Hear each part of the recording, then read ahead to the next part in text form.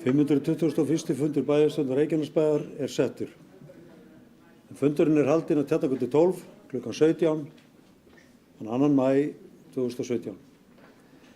Mættir eru bæjarfulltrúarnir Friðjón Einarsson, Guðný Birna Guðmundsdóttir, Kristján Jóhannsson, Davíð Páll Viðarsson, Gunnar Þórarinsson, Kristín Jakobsson, Árni Sigfússon, Magnea Guðmundsdóttir, Böðvar Jónsson, Baldur Guðmundsson og Guðbrandur Einarsson ásamt bæjarstjóra Kjartani Má Kjartanssyni.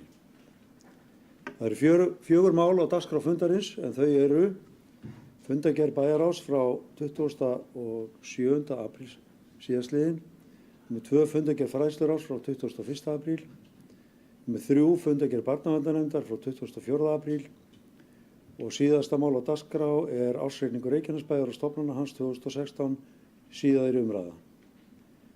Tekinni fyrir fyrsti dagskrárliður sem er fundargerð bæjarráðs frá 27. apríl orðið laust. Það er enginn sem kveður sér hljóðs. Þeir sem samþykkt geta fundargerðina er bennum að gefa merki. Hún er samþykkt 11.0. Þá var það fundargerð fræðsluráðs frá 21. apríl og ég vil leggja það til að öðru máli verði vísað til bæjarráðs til frekari afgreiðslu. Friðjón Einarsson hefur beðið orðið.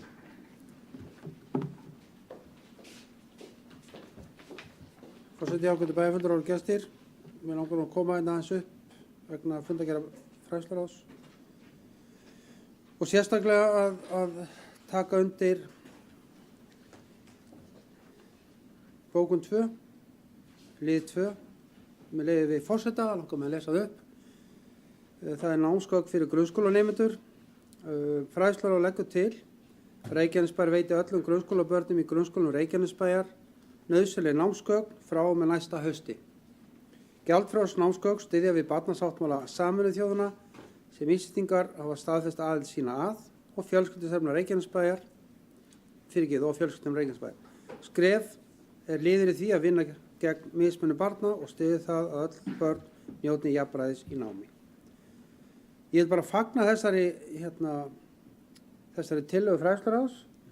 Þetta var eitt af þeim málum sem voru í stefnu í málefnasamningi meirihlutans að styðja við fjölskyldufólk og ungt fólk. Þannig að vel til tekið og ég veit að bæjarráð tekur vel í þetta þegar þetta verður vísað þangað. Takk fyrir þetta. Árni Sigfússon.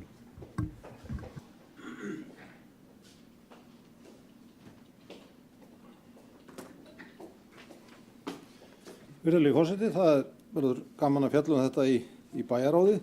Þetta annað mál, mér langar aðeins að leggja áherslu á annað því að þessi fundur í fræðsluráði, hann var haldinn í Akurskóla og Akurskóli er margt mjög sérstakur skóli og full ástæða til þess aðeins að fara yfir stöðuna þar. Við vitum að þetta er sá skóli sem var byggður upp með sérstökum hætti. Hann var í raun byggður upp áður en öll byggðin tók að rísa í Tjarnarhverfi og Dalshverfi og svona í innri Njarðvík fyrir utan það sem áður var þar uppbyggt og menn kölluðu týndu Njarðvík. Við töldum mjög mikilvægt að byrja á því að byggja upp grunnskóla og leikskóla og aðstöðu þannig að það væri góð undirstaða til þess að taka við þeim íbúum sem væru að koma. Og það held ég að sé aðferð sem hefur reynst vel og er skynsamleg fyrir bæjarfélag, allavega út frá þjónustustigi. En auðvitað er þetta enn eitt dæmið það hvað kostar að byggja upp samfélag, hvað oft fjárfestingin getur verið mikil í upphafi til þess að koma af stað samfélagi sem að síðar tekur að skila inn tekjum. Og mér verður líka að hugsa til þess að þetta er svona dæmigert fyrir sveitarfélög þegar þau þurfa að huga að uppbyggingu hjá sér, rétt eins og grunnskólum, leikskólum, öllum gatna innviðum, allri þjónustu í innra kerfi og eins og við höfum verið að upplifa núna á síðustu árum að þá erum við að svara aukinni íbúafjölgun með þessum hætti með því að bæta við þjónustustig, auka við kostnað og auka við þjónustu í samræmi við íbúafjöldan.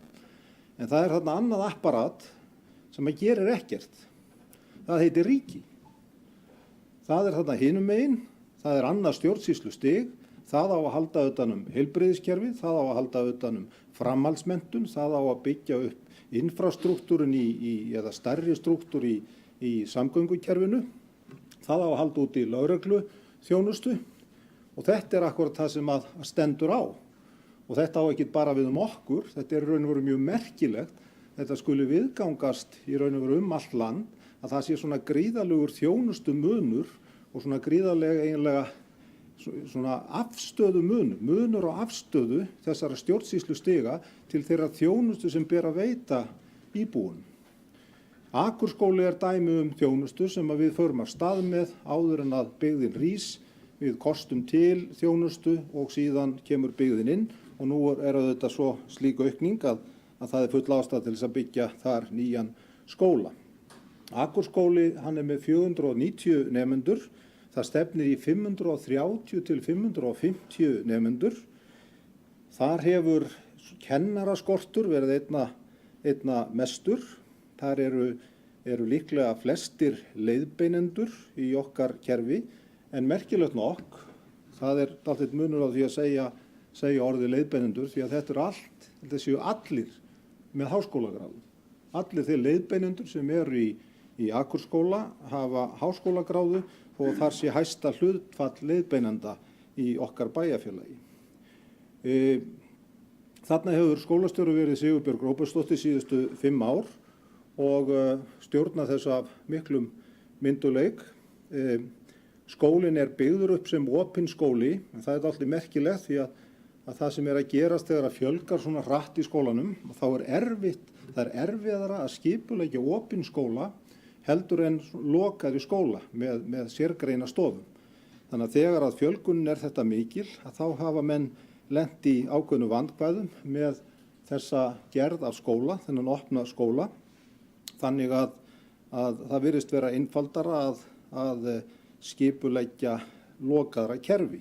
Og það er svona athyglisvert fyrir okkur til framtíðar að hugsa með fleiri skóla. Það næst meiri ró sem sagt í sérstofurnar og vorum aðeins að ræða þetta á fundinum.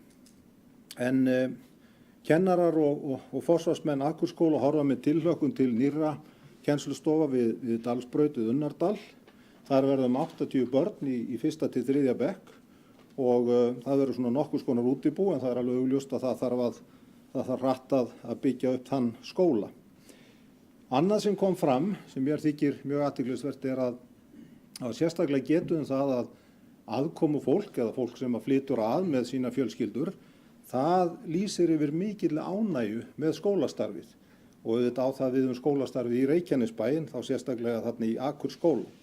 Því að það þekkir nánast ekki til þess annar staðar að það sé svona hátt þjónustustig. Við þekkjum það með tónlistarskóla, hann er inn í grunnskólanum, íþróttirnar, þarna er íþróttaaðstaða, þarna er sundaðstaða, þetta er allt á sama stað. Og þetta virðist fólki vera svona framandi sem kemur að og skynjar þetta háa þjónustustig sem þarna er og auðvitað mjög ánægjulegt að finna fyrir því.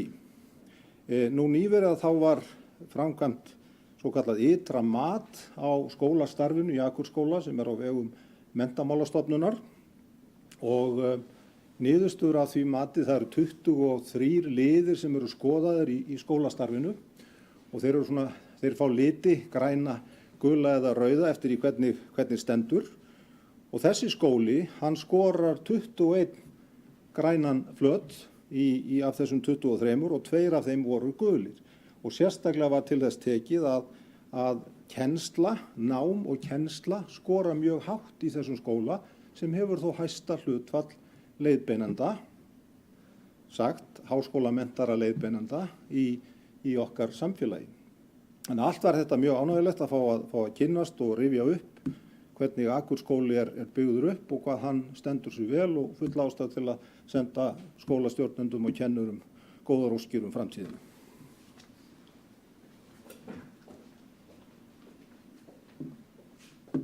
Það hafa ekki fleiri hvassir hljós þessa fundagerð.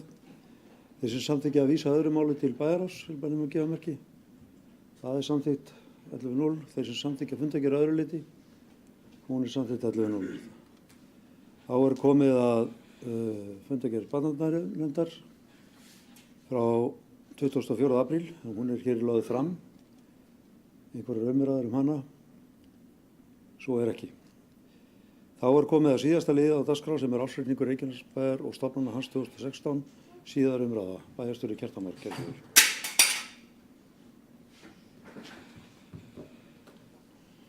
Forseti, ágætu bæjarfulltrúar.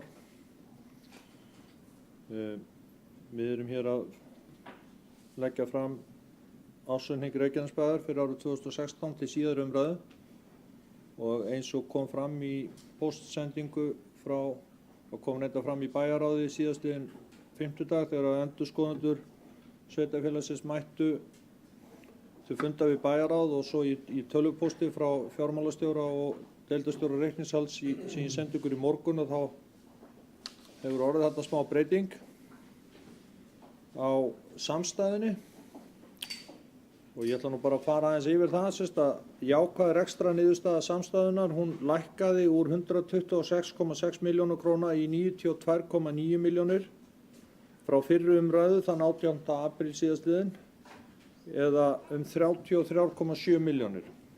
Að baki þeirri breytingu liggja fyrir 2 jöfnunarfærslur.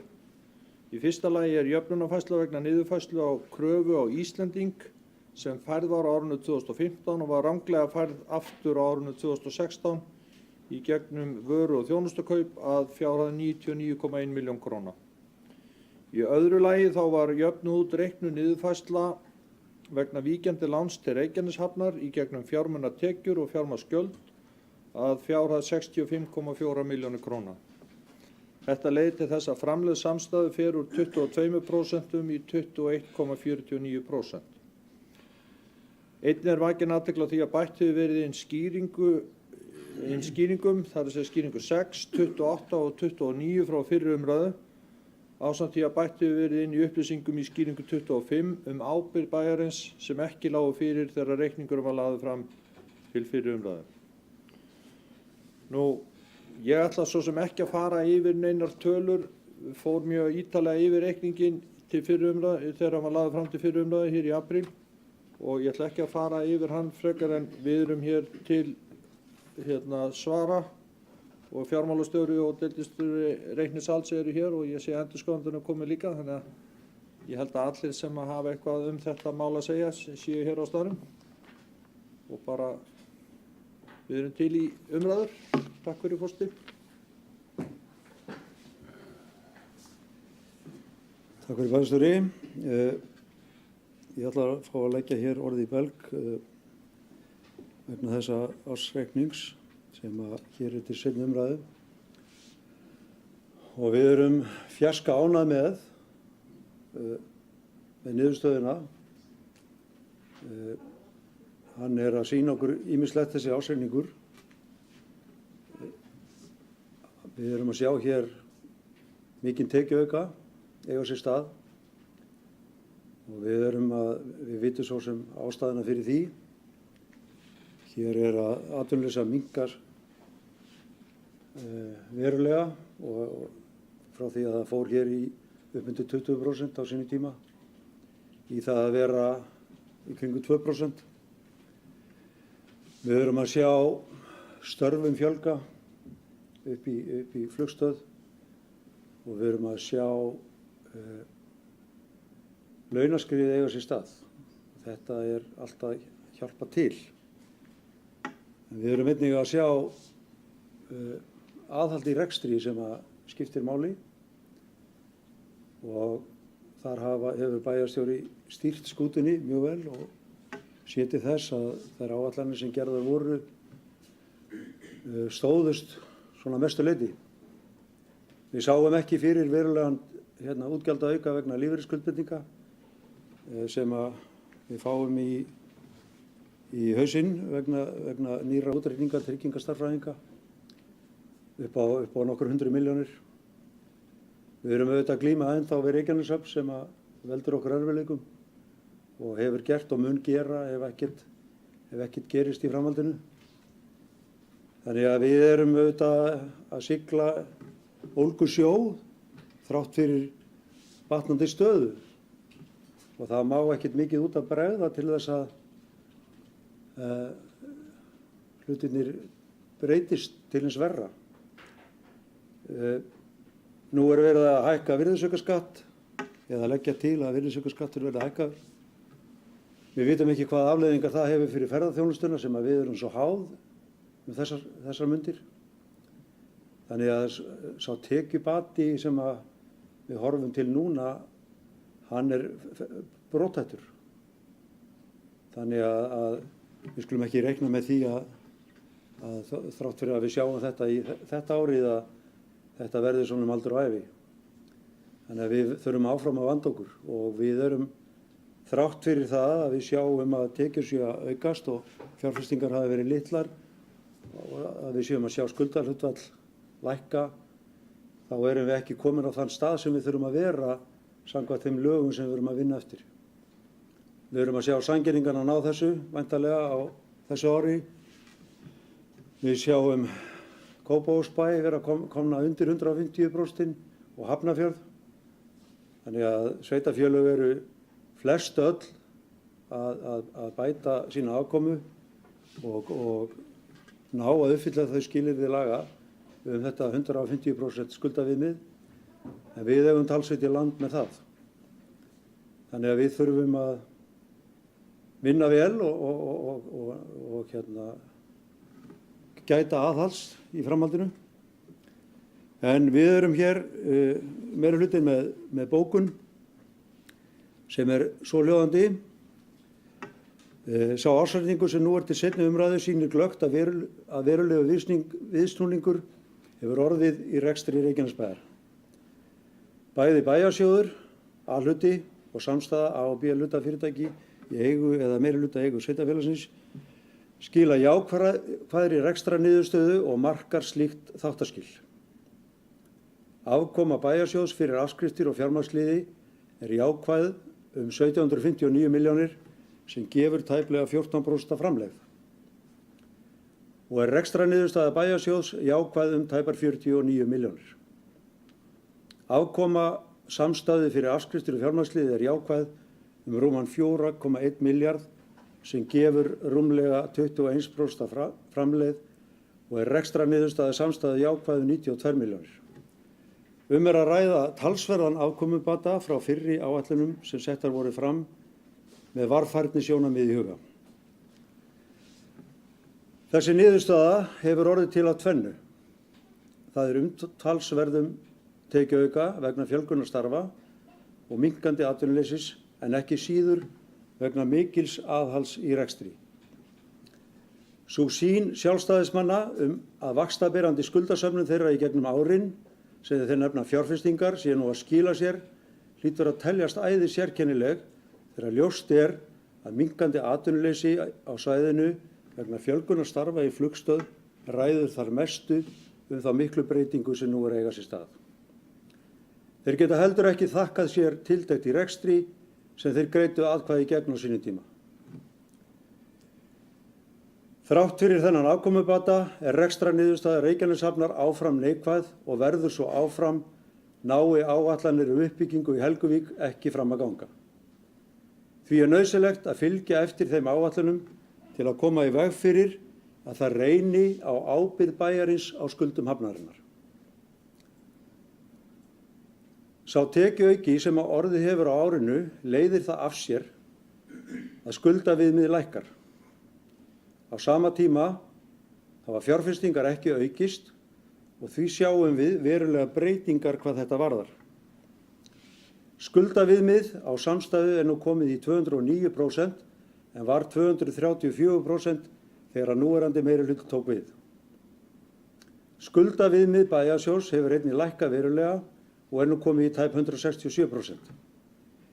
Við höfum því 5 ár til að koma skuldaviðmiði samstæðu úr 209% í 150%.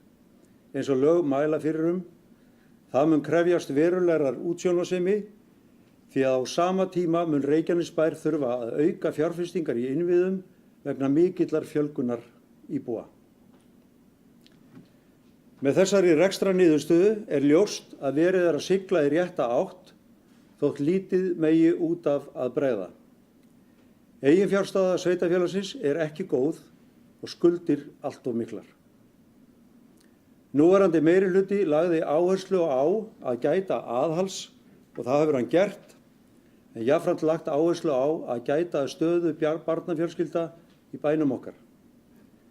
Því verkefni sem við tókumst á hendur eftir síðustu kosningar er hvergi nærri lokið og því verður ekki lokið fyrir skuldaviðmiðið er komið í 150% og eftirlitsnefnd með fjármálum sveitarfélagana sleppir hendinni af Reykjanesbæ. Og undir þetta skrifa bæjarfulltrúar meirihlutans. Orðið laust. Kristinn Jakobsson.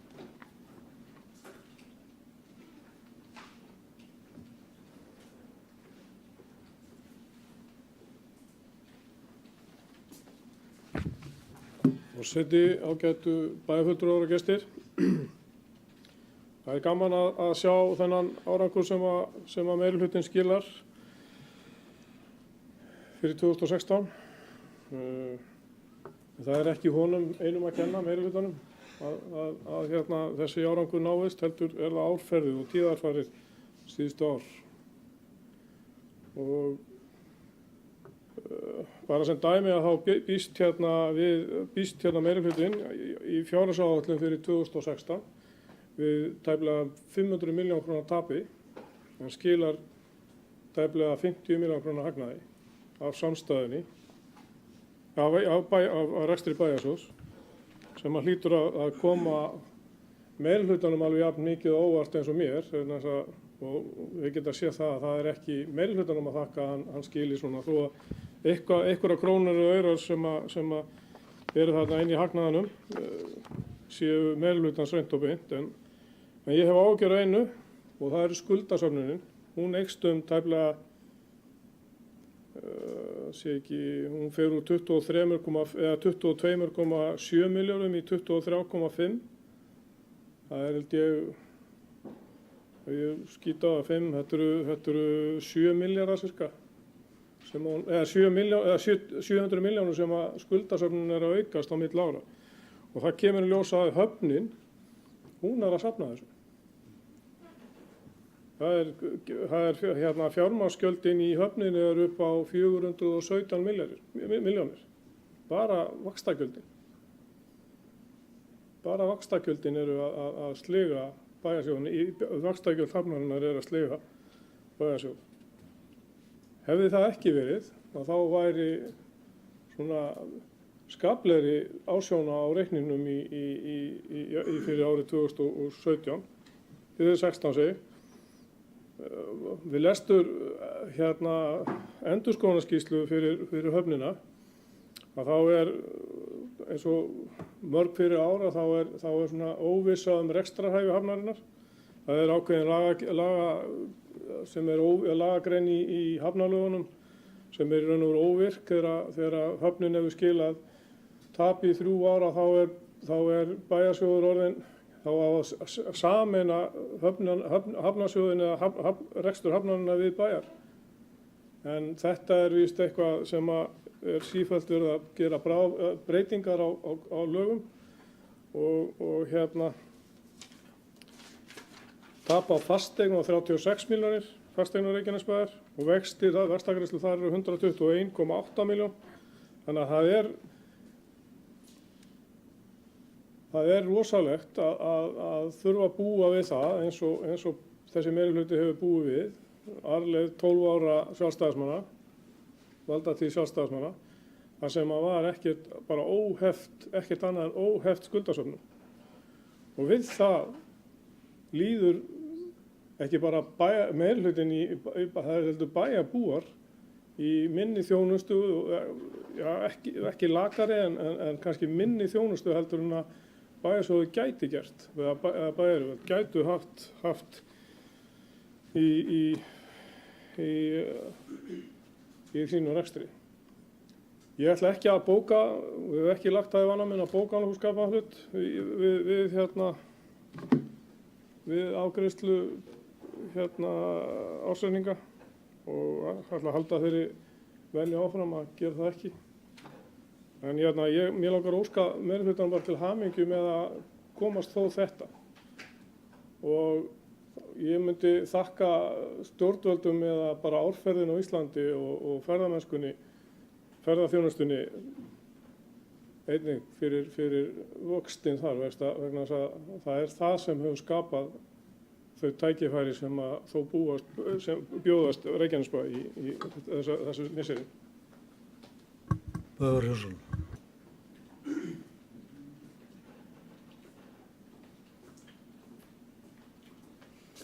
Virðulegi forseti, ágætu bæjarfulltrúar, aðeins örfá orð ársreikninginn. Ætlum við sjálfum sér ekki að leggja fram bókun við sjálfstæðismenn, gerðum það hér við fyrri umræðu og það er mjög margt jákvætt í þessum ársreikningi eins og við fórum yfir á síðasta þegar reikningur var til fyrri umræðu. Mjög margt gott, meðal annars eins og við nefndum í okkar bókun að kostnaði hefur verið haldið niðri, það er að segja að minnstakosti hefur hann ekki aukist með sama hætti og tekjurnar. Þetta eru það tekjurnar sem hafa hækkað gríðarlega og hækkað núna á tæpa 3 milljarða frá upphafi þessa kjörtímabils á ársgrundvelli sem eru þetta gríðarleg aukning. Og það er svona svolítið skondið að fylgjast með því hvað meirihlutin er óskaplega viðkvæmur fyrir því þegar sjálfstæðismenn nefna nú eitthvað jákvætt sem kannski var gert í þeirra tíð hér fyrir þetta kjörtímabil og auðvitað er ekki hægt að líta fram hjá því að þessi aukning í tekjum er ekki bara vegna breytinga á atvinnustigi eða lækkunar á kostnaði í félagsþjónustu eða hækkandi launa. Þetta er auðvitað fyrst og fremst vegna þess að hér fjölgar íbúum mest á öllu landinu. Hér var 7,4% fjölgun íbúa sem að koma inn og greiða útsvarstekjur til sveitarfélagsins. Og alveg eins og við bentum á hér við fyrri umræðuna og menn geta bara ekki litið framhjá að þá er það auðvitað mjög sérstætt og öflugt og sveitarfélagi geta tekið í slíkri fjölgun án þess að þurfa að leggja í kostnað við nýja gatnagerð, án þess að þurfa að leggja í kostnað við skólamál og svo framvegis. Og þá er það auðvitað vegna þess að það var búið að fjárfesta í þessum innviðum áður en að til fjölgunarinnar kom. Enda má meðal annars benda á það orðalag í aðlögunaráætlunni sem við fórum og afgreiddum hér á síðasta bæjarstjórnarfundi að þar var sérstaklega bent á það að þessar skuldir sem hafa verið að safnast upp á síðustu árum eru fjárfestingar skuldir. En gott og vel, það er bara gaman að fylgjast með þessu en auðvitað eðlilegt að við bendum á þetta þó að það virðist vara sérstaklega í taugarnar á núverandi meirihluta að sjálfstæðismenn geti hugsanlega bent á eitthvað jákvætt eftir 12 ára meirihluta hér í bæjarstjórn. En ég ætlaði nú að nefna það hér og óska eftir því að endurskoðendur komi og hitti bæjarráðsmenn aftur. Það var vissulega komið í bæjarráð á síðasta bæjarráðsfund til þess að fjalla ársreikninginn en venjan hefur nú verið svo að menn hafa fengið tækifæri til þess að ræða endurskoðunarskýrsluna sérstaklega og hún var ekki tilbúin á síðasta bæjarstjórnarfundi og mér finnst rétt og eðlilegt að bæjarráðið fái tækifæri til þess að ræða skýrsluna og orðalag hennar og svona athugasemdir endurskoðenda beint við þá og það sé svona milliliðalaus samskipti. Það er ekkert bráðaðkallandi að það gerist á næsta fundi eða þann næsta en svona fljótlega að þá hafi menn í bæjarráði tækifæri til þess að hitta endurskoðendur fara yfir skýrsluna og ræða athugasemdir þeirra þar. Takk. Árni Sigfússon.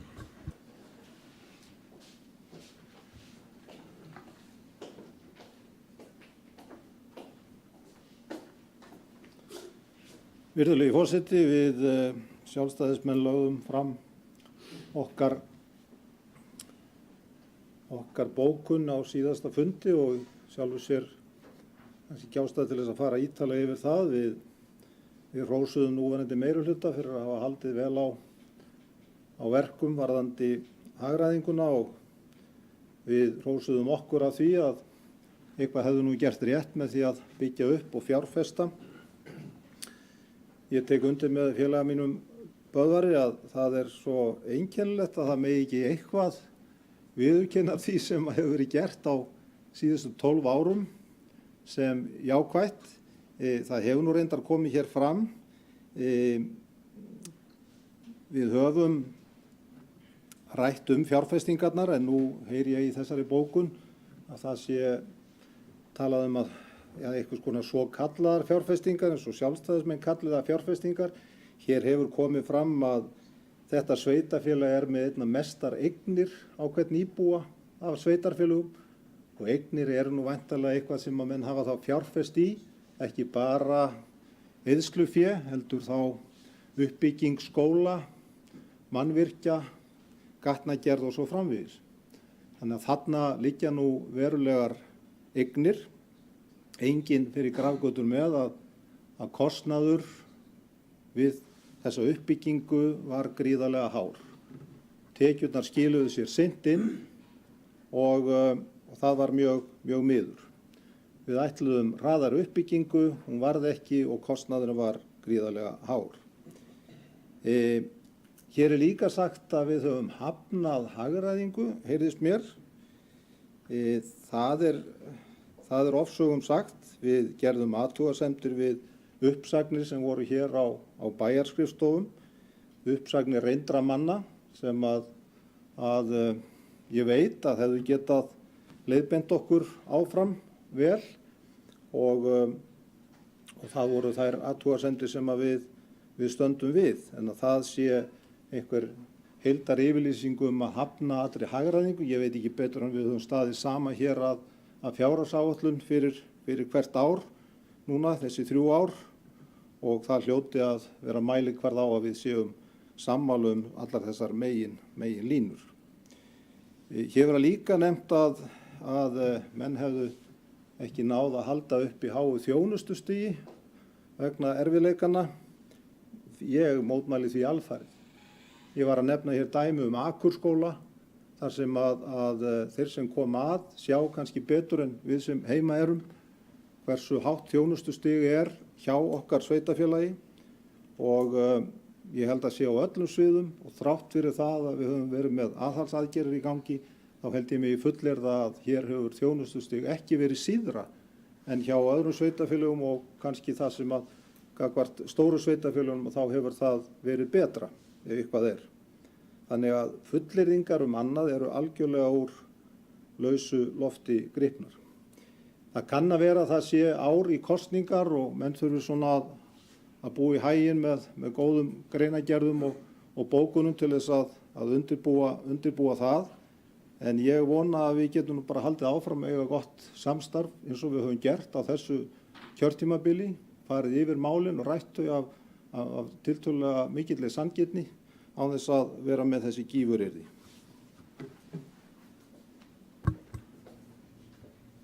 Kristján Jónsson.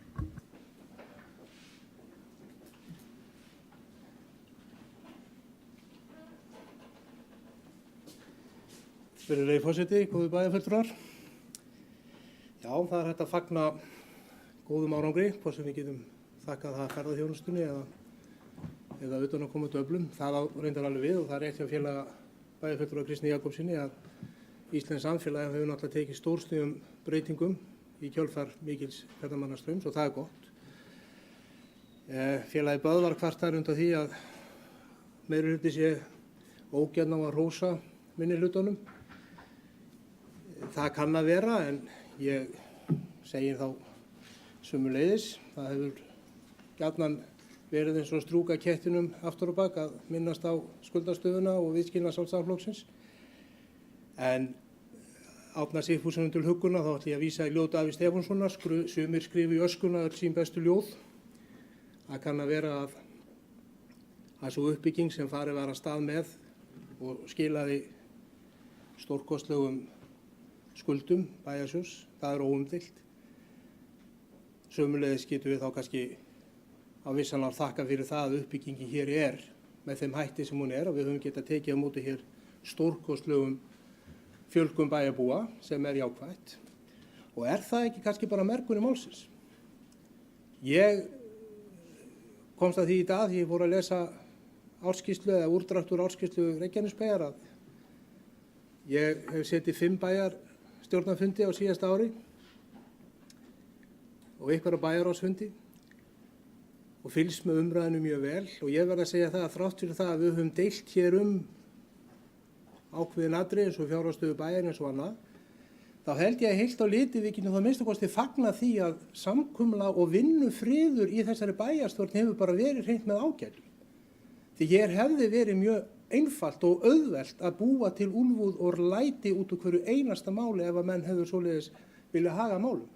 En bæði minnihluti og meirihluti og menn sem heild í bæjarstjórn Reykjanesbæjar hafa staðið saman og vissu í hvað verkefni var verið að fara. Það þurfti að finna lausn á skuldavanda bæjarins. Við vorum kannski ósammála orsakir og afleiðingar en hingað erum við komin og því ber að fagna og ég held bara sem áhorfandi að þjóðmála umræðunni þá held ég það að þrátt fyrir það að Reykjanesbær sé nú kannski mikið í fréttum og sérstaklega Helguvík út af neikvæðum málum, þá held ég að ímynd Reykjanesbæjar sé bara að taka stórstígum framförum. Og það hlýtur að vitna til það alveg eins og bæjarfulltrúi Árni Sigfússon sagði hér áðan að fólk talar það hversu auðvelt að koma með börn og hefja hér skólasókn. Við getum ennþá fagna því þótt að við séum ekki að landa hér Íslandsmeistaratitlum eins og við gerðum hér í körfubolta á sinni tíð en stelpurnar stóðu sig vel og þar haldið uppi heyri Reykjanesbæjar. Þá erum við að minnsta kosti komin á þann stað að hér eftirsótt að búa og Reykjanesbær á eftir að verða mjög eftirsóknarverður staður til framtíðar.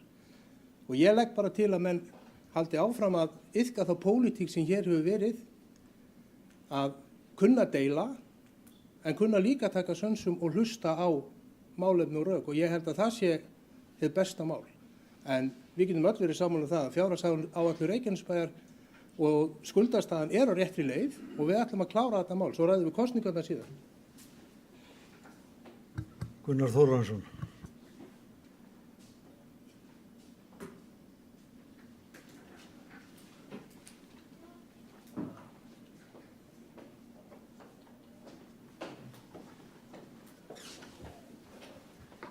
Virðulegi forseti, ágætu bæjarfulltrúar og gestir og bæjarstjóri. Ég get tekið undir það sem að síðasti ræðumaður sagði hér áðan, að það hefur verið ágætis samstaða þessi mál sem við höfum verið að fjalla og fara í sambandi við skuldavandamálin. Það auðvitað alveg rétt að það hefur í raun og veru hjálpað okkur að það eru til og hafa verið til lóðir, tilbúnar til byggingar og einnig hafa verið til hús upp á Ásbrú sem að hafa geta tekið á móti fólki. Nú það, menn tala fjárfestingar og orðið ber það með sér að við erum að festa fé í einhverju sem við hefum ekki getað notað í ykkur 10 ár. Það staðreyndin. Og hér áður þegar að var verið að byggja upp einra hverfið, þá labbaði nú stundum yfir á skrifstofu félaga minns á Brekkustígnum, verkfræðistofuna og horfði á teikningarnir sem voru að koma þar upp hver af annarri með nýju skipulagi áfram inn í átt til Vogana og ég furðaði mig á því að hvaðan ætti þetta fólk alltaf koma sem átti að byggja þessi hús. Nú það að koma núna sem vel, bara gott, en ég ítreka það að þetta hefur kostað okkur auðvitað stór fé og við erum í raun og veru að líða pínlítið fyrir það. Þrátt fyrir að við höfum auðvitað á endanum geta nýtt þetta.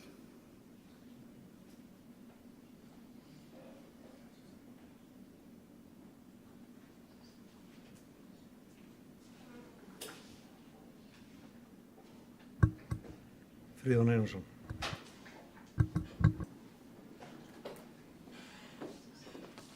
Ágæti forseti og bæjarfulltrúar, gestir. Sagði hérna um daginn að ég var svo yfirmáta glaður þegar ég sá ársreikninginn að þetta væri bara alltaf að vera hátíðisdagur hjá okkur. Miklar eru breytingarnar og mér langar aðeins svona vangaveltast með þetta. Í nýlegri skýrslu sem tekin reglulega saman að bæjarstjóra þá kemur meðal annars fram að fjármálasviði hjá okkur hefur með nýju verklagi ársuppgjör bæjarsjóðs vegna ársins 2015 unnið öllu leyti innanhús. Árslutauppgjör útbúin fyrir hvern ársfjórðung í fyrsta skipti. Innleiðing vinnustundar lokið. Reikningshald, svona má lengi halda áfram. Það er búið að taka fjármálin mjög sterkum tökum, gengið vel og byrja að hrósa fjármálastjóra og hans liði hvað vel hefur verið staðið að þessum málum. Bæði hefur við sparað mikinn kostnað, en það sem er aðalatriði kannski að það er nákvæmara allt eftirlit og menn hafa tekið vel í þetta og öll yfirlit eru mikið nákvæmari. Merkilegt með þennan reikningi eins og hann kemur fram núna er að skuldahlutfall lækkar, veltuhlutfall er að lagast, allar kennitölur sem hægt er að leita að nánast lagast. Verra er þó að lífeyrisskuldbindingarnar eru 8% af gjöldum bæjarsjóðs á síðast ári í samstæðu og það eru venjulega þetta svona 24–45% en nú var þetta 8%. Það því 500 milljónir. Rúmlega 500 milljónir á síðast ári fara í aukna lífeyrisskuldbindingar sem eru ekki gert áður hjá Reykjanesbæ og þegar það er tekið saman að heildar að tekjurnar jukust sirka 1,2 milljarða og af því fór helmingurinn í lífeyrissjóðsgreiðslur. En gjöldin jukust 300 milljónir, tæplega. Það finnst mér algjört afrek á sama tíma og það er alltaf 20% launahækkun á síðast ári. Það hlýtur að teljast mikið afrek að gjaldahliðin stendur. Ég er mjög hreykinn af þessum ársreikning en betur ef duga skal. Við þurfum að gera ennþá betur. Það er ýmislegt sem er að gerast hérna á svæðan okkar sem ég er hræddur við og Árni Sigfússon bæjarfulltrúi nefndi hérna aðeins áðan að það er margt óvænt í spilunum. Hérna er fjölgun íbúða út á markaðinn á næstu mánuðum upp á fleiri 100 íbúða sem eru að detta inn á markaðinn. Þetta kallar á mjög óvænt útgjöld hjá sveitarfélaginu. Aukið aðhalds, aukin eftirlits, að sjálfsögðu. Þetta er mesta ógnun í okkar samfélagi.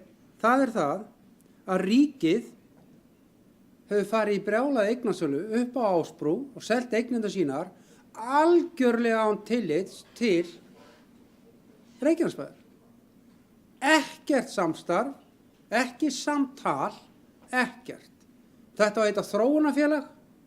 Ég sagði það alveg í anda að það væri sérstök stjórn í Vesturbænum í Reykjavík sem ákveð að gera þetta.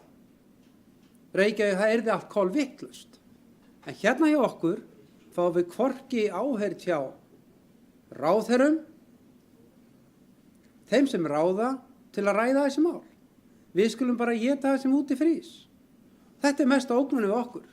Og í kjölfarið fjölgar íbúum hérna, sjúkrahúsið fær ekki aukningu, lögreglan fær ekki aukningu, Keilir háskólinn fær ekki aukningu.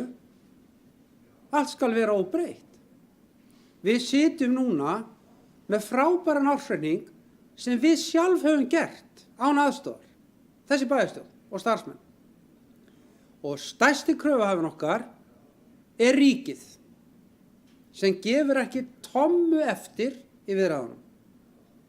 Á sama tíma labbar ríkið hinum með við borðið og selur eignir fyrir 10 milljarða í okkar sveitafélagi og hefur ekkert samstarf við okkur. Og nú hefur við að koma með nýja leikskóla og helst nýja skóla. Á sama tíma við erum að byggja skóla annar staðar. Þetta er náttúrulega tekur engu tali hvað ríkið er að hugsa. Þessi hömlulausa sala á eignum ríkisins kallar á mikla fjárfestingar hjá okkur. Og við þurfum að gera það innan þeirra áætlana sem við erum búin að kynna fyrir eftirlitsnefndinni og hefur verið samþykkt af eftirlitsnefnd með fjármál sveitarfélaga. Og meðan ríki hagnast á eignasölunni milljarða, þá þurfum við hugsanlega skerða grunnþjónustu. Við verðum að byggja þetta, við verðum að skaffa skóla og leikskóla. Og hvernig erum við að gera það ef tekjurnar eru ekki nægar? Þjónustan hefur auðvitað minnkað. Við eyðum minna í fjárhagsaðstoð. Við borgum minna heldur en öll stóru sveitarfélögin í Reykjavík í fjárhagsaðstoð. Per íbúa, per mánaðar útborgun, mikið minna. Við getum ekki borgað sama og hinn. Við erum með lægri hvatagreiðslur. Við þurfum að bæta okkur á mörgum sviðum fjárhagslega til að vera jafn okkar annarra. Og það er alveg rétt sem Árni Sigurðsson sagði hérna áðan að það voru miklar eignir. En eignir er samsetning á skuldum og eigið fé. Og við skuldum líka lang mest. Það er bara þannig. Gerum það enn. Þó við séum að ná góðum og ásættanlegum samningum við kröfuhafa og vonandi klárast það nú á næstu vikum, þá skuldum við samt enn þá of mikið. Hlutfallslega of mikið. Við gerum það. Til þess að við að geta tekist á við það sem framundan þurfum við að laga hlutin hjá okkur. Og það er ríkis stærsta vandamálið.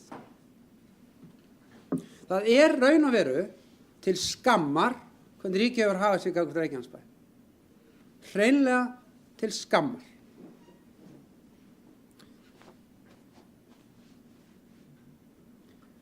Það er alveg sama í hvaða stofnun við förum og skoðum. Hvort sem það er Fjölbrautaskólinn, Keilir, lögreglan, heilbrigðisstofnunin. Alveg sama, skiptir ekki máli. Við erum allstaðar fyrir neðan.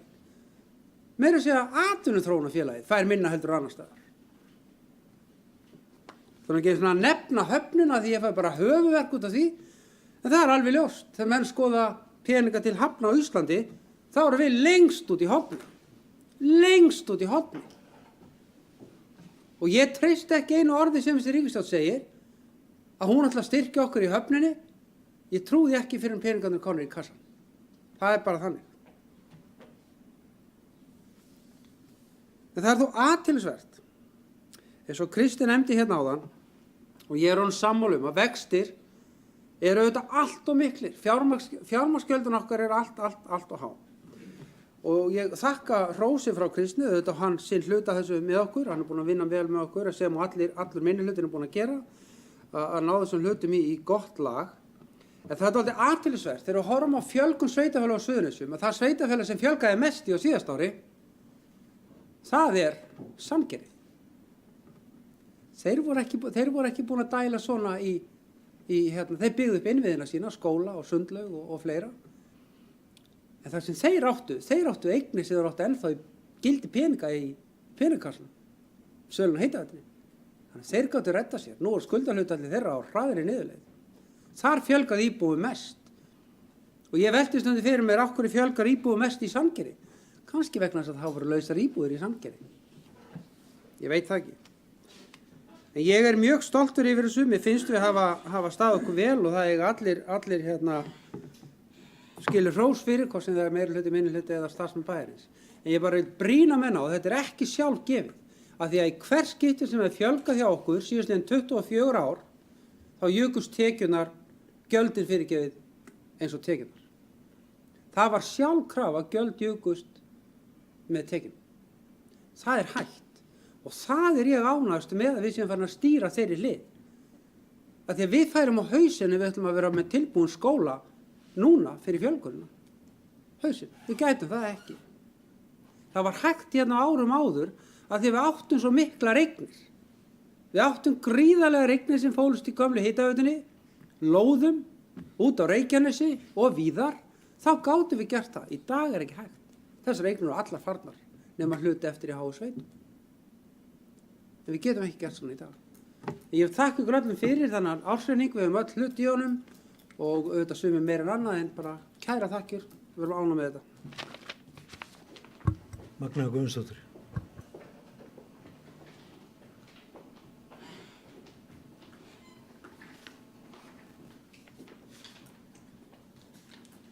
Forseti, bæjarfulltrúar og góðir gestir.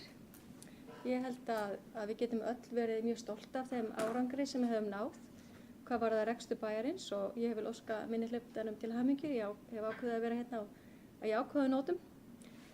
og eins og fram hefur komið bæði í máli Böðvars og forseta að þá var auðvitað búið að fjárfesta til dæmis í nýjum hverfum og Friðjón Einarsson kom inn á það núna rétt áðan að svona í sögulegu samhengi undanfarin 20 ár nefndi Friðjón að þá er ekki orðið fjölgun nema það voru mikil fjárfesting. Það var farið mikla fjárfestingar, við þekkjum það með Njarðvíkurhverfin og svo fjárfesting skilaði sér ekki á þeim tíma en nú búum við að því að hafa ekki þurft að fjárfesta vegna þess að hafa búið að því en kannski var það aðeins of snemmt en allavega hefur við tekist á við þennan vöxt án þess að þurfa að vera í einhverjum meiri háttar fjárfestingum. Ég var svona að rifja upp með mér, ég var reyndar varabæjarfulltrúi á þeim tíma en það er vantarlega á tímabilinu hvað 2002 til 2006 sem eru teknar ákvarðanir þessi nýju hverfi, Njarðvíkurhverfi, Dalshverfin. Ég man ekki til þess, allavega ég nú ekki verið að leita neitt upp að það hafi verið einhver mikill ágreiningur það innan þáverandi bæjarstjórnar. Ég kannski getum við skoðað það svona í sögulegu samhengi. Það eru einhverjir gamlir góði bæjarfulltrúar í þessum sal. Svona reynsluboltar. Nú, ég var ánægð að sjá að það er á dagskrá bæjarráðs með leyfi forseta núna á 5. ferðamálastefna Reykjanesbæjar og vissulega eins og fram hefur komið að þá hefur ferðaþjónustan verið á miklu flugi. Það má alveg segja að hún hafi bjargað okkur að miklu leyti hér. Þetta var farið í aðhaldsaðgerðir eins og fram hefur komið. En því sama má segja bara efnahag íslenska ríkisins að kannski það Eyjafjallajökull sem átti svona á hluti í máli þar að það er yfirlega ferðaþjónusta sem hefur bjargað svolítið hagkerfinu hjá okkur á undanförnum árum. Nú, ég vil nota tækifærið og þakka starfsfólki á fjármálasviði fyrir þeirra góðu vinnu. Ég veit að þar er einvala lið undir stjórn Þóreyjar og ég var nú að rifja aðeins upp með Þóreyju hvenær hún hefur komið til starfa. Ég veit ekki hvort við höfum eign okkur Þóreyju þáverandi meirihluti. Hún kom hingað í febrúar 2008 en við erum allavega ánægð með að hafa hana hjá okkur. Takk fyrir.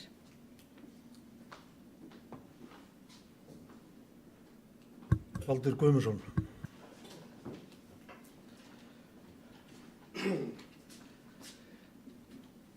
Virðulegi forseti, góðir bæjarfulltrúar, bæjarstjórar og gestir. Það er alveg sérstök ástæða til að fagna þessu og ég er bara mjög ánægður að við höfum verið rétt megin við núllið. Ég veit ekki hvernig fagnaðarræðan hans Friðjóns hefur hljómað, hefur verið í mínus og svo reiður. En það er svona alveg réttlát reiði, finnst mér, vegna þess að ríkið er dálítið langt á eftir okkur í þessu og við þurfum að beita okkur aðeins á þeim vettvangi. Það er bara það sem að bíður okkar. Verkefnin eru mörg, þau eru alveg erfið, þó við séum aðeins að kíkja upp fyrir núlið núna í afkomunni, þá eru mörg verkefni framöndan. Það er sem sagt nýr skóli og við þurfum að fjárfesta í innviðum, heitir það, við höfum heyrt þetta áður. En að ársreikningnum og það sem hefur komið fram hérna, þá hjó ég eftir því að það var nefnt í bókun meirihlutans að það eru svona 2 ástæður fyrir því að þessi árangur náðist, þessi þeir nefna. Það er svona tekjuaukningin og kostnaðaraðhald, mjög gott. Mér minnir það að þegar var lagt af stað, þessi meirihluti lagði af stað, þá var tekið verkefni sóknin. Það sem var nefndi 4 þættir sem þyrfti að taka á. Það eru 2 sem eru svona komnir í þokkalegt horf. Það að nefna að við höfum verið á móti aðhaldinu, kostnaðaraðhaldinu, er náttúrulega alveg fáránlegt. Að þetta skuli rata inn í bókun þennan ársreikning er alltaf tómt rugl. Ef við bara förum yfir það, myndum skoða allar þessar fundagerðir bæjarstjórnar á þessu kjörtímabili, þá erum við sjaldnast á móti. Við vorum á móti einhverjum aðgerðum sem snertu nokkra bæjarstarfsmenn. Við vorum aldrei á móti kostnaðaraðhaldinu. Við höfum aldrei verið á móti þessari sókn. Við höfum aldrei verið á móti þeim verkefni sem við verið að vinna hérna. Við höfum verið einstaklega meðvirk. Þannig að þetta svona, ég finnst það bara hálf hjákallegt að þurfa að sitja alltaf undir því. Já, þið mótmæltu þetta einu sinni, ég man það. Þannig að þegar við varum að tala um launin, þá mótmæltum þið. Þið voru á móti þessu. Þetta er bara ekki satt. Og vonandi þurfum við ekki að rökra þetta frekar. En það eru 2 atriði eftir í sókninni. Það er sem sagt að ná niður skuldunum, ná niður skuldastöðunni, ná góðum samningum við kröfuhafana. Það hefur ekki tekist. Það yrði stór áfangasigur ef að það tækist. Og samhliða því þá átti líka að losa nokkrar eignir sem hluti af því plani. Ég bara að segja svo ég er ánægður með hvernig staðan er. Ég er ánægður með það að Reykjanesbær er að fara upp á við. Ímynd svæðisins alls er upp á við. Sandgerði var nefnt hérna. Það er Suðurnesin öll eru orðin alveg góður staður til að búa á. Þannig að við eigum að taka þessum verkefnum sem að bíða okkar fagnandi. Ekki vera að hafa áhyggjur af þessu eða bölsótast hérna. Einn og einn sem hefur farið í þann gírinn. Þetta er bara spennandi tímar framöndan. Við erum að koma úr mjög erfiðu árferði, úr erfiðri skuldastöðu. Við erum að sjá til lands í þessu. Og það verður mjög skemmtilegt tímabil framöndan. Það sem að Reykjanesbær getur spilað stórt hlutverk. Ég segi bara til hamingju við öll. Kristinn Jakobsson.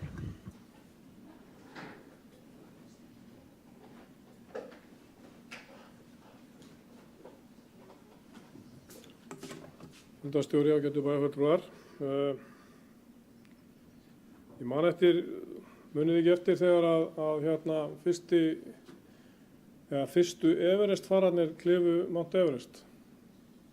Þá var fylgst með þeim í beinni útsendingu og einhverju radioamatörar í Reykjavík og þegar þeim dauðbrá þegar að þeir heyrðu í talstöðuna að það er ekki hægt að komast lengra eitthvað, það væri þannig. Þeir héldu að það væri hættir við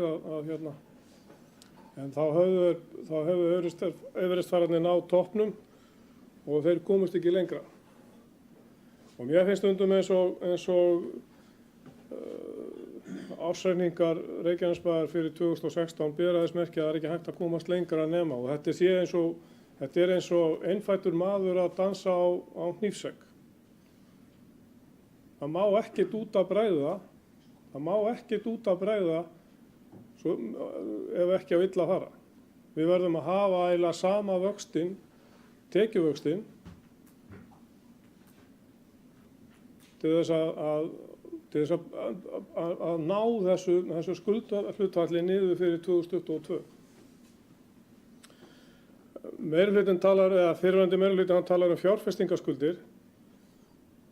Jú, þetta eru fjárfestingar og þetta voru skuldsettar fjárfestingar.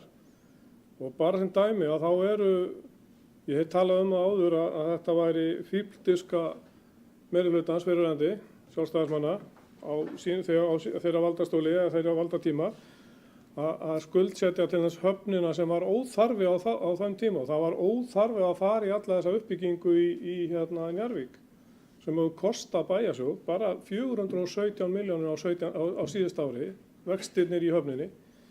Hvað ætli hverfið í Dalshverfið hafi kostað okkur bara í vaxtagreiðslur fyrir óþarfa eða ótímabæra fjárfestingu? Það eru 6-8 ár síðan að það var ráðist í þetta, 2006. Það var árið sem að herinn fór og við bættust 1100 íbúðir á Keflavíkurflugvelli. 1100 íbúðir og við vorum að fjárfesta í hverfi sem var heilt hverfi sem var dalskverfi og eitthvað í Tjarnarhverfinu líka, í skipulagi og vinnslu. Það er betur farið eins og meirihlutinn í dag gerði, eða núverandi meirihluti gerði þegar hann skipulagði flugvellina. Hann er nú búinn að fá þá greidda áður en hann byrjar í framkvæmdum að gera lóðirnar. Þannig að það þarf væntanlega ekki að taka lán fyrir þeirri framkvæmd. Þjónustan, meirihlutinn var að bera saman þjónustu versus á móti fjárfestingu. Meirihlutinn, núverandi meirihlutinn, hann er að fjárfesta fyrir 150-200 milljónur á ári samkvæmt sókninni. Ver minna, hann hefði þurft að eyða minnst 800 milljónum í það. Það er bara í götur, því sjáu götur bæjarins, það eru ekki upp á marga fiska í dag. En í staðan fyrir 800 milljónum þá er það verið að fjárfesta eða í viðhald fyrir 150 milljónur. En halda út í þjónustustiginu fyrir bæjarbúa.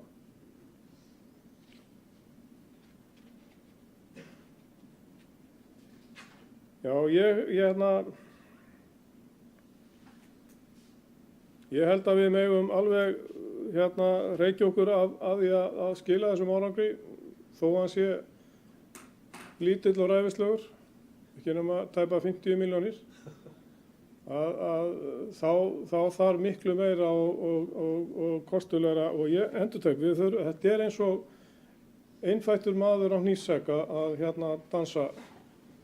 Ég veit, ef á vel að fara þá verðum við að koma undir á löppunum og halda áfram og vona að árferði verði jafn gott ef ekki betra á þess ári og næstu 2-3 árum fyrir Reykjanesbæ til þess að hann haldi og verði betri heldur hann er.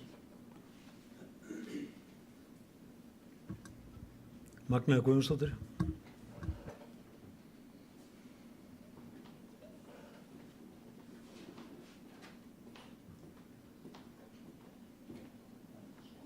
Forseti, bæjarfulltrúar, góðir gestir. Mér langaði aðeins til þess að ræða sérstaklega einmitt hlut ríkisins sem að Friðjón Einarsson kom svo vel inn á núna áðan. Og við vitum við höfum verið að ræða okkar að milli að ríkið hefur tekið gífurlega fjármuni á þessu svæði. Ég held að sé 10 milljarðar sem er að ræða. Og nú er þessi mikla þróun upp á Ásbrú, vantarlega er það fjölskyldufólk líka sem er að flytja þangað. Ekki bara reynir útsvarsgreiðendur eins og hafa verið svona ákveðum tilfellin með breytingar sem voru gerðar á því svæði á síðust ári varðandi blokkir og annað og ég hjó eftir hjá bæjarfulltrúa Friðjóni að menn hafa verið að tala hér fyrir daufum eyrum hjá ráðamönnum þjóðarinnar, hjá ráðherra. Ég vænti þess að menn hafi verið að reyna að hafa samband við fjármálaráðherra og einhverja fleiri í núverandi ríkisstjórn. Ég velti fyrir mér, getum við bæjarfulltrúar sameinast verkefni varðandi að ná eyrum þessa fólks? Við sjálfstæðismenn erum örugglega tilbúin til þess að leggja okkar lóð á Vogaskólanar. Við getum verið stolt af sókninni sem við stóðum saman á. Við okkur getur greint á einstök atriði sem að hafa farið fram hérna í ræðustóli í bæjarstjórn. Við verðum nú að fá að vera eitthvað pínulítið á móti minnihlutinn til að standa svona aðeins undir nafni en búin að vera kannski ágætlega meðvirk eins og Baldur segir, en kannski er það farsælast til árangurs okkar hlutverk og sín hlýtur alltaf að vera svo að vinna að hagsmunum bæjarbúa við það er það sem við höfum og bæjarins að leiðarljósi. Minnst er leiðilegt að vera alltaf í baksýnisspeglinum til hvers. Bara gerum daginn í dag eins góðan að hægt er. Við vitum ekkert framtíðina en við skulum gera ráð fyrir að hún verði góð og vinna að því. En það væri gaman að heyra kannski frá formanni bæjarráðs kannski að fá stutt ágrip af því hvernig þessu samskiptum hefur verið háttað, hafa menn nálgast til dæmis fjármálaráðherra með formlegum hætti. Getum við óskað eftir fund með bæjarstjórn, getum við sameinast erindi til þannig að við séum öll að leggja okkar lóð á Vogaskólanar og vinna saman að þessu. Takk fyrir. Friðjón Einarsson.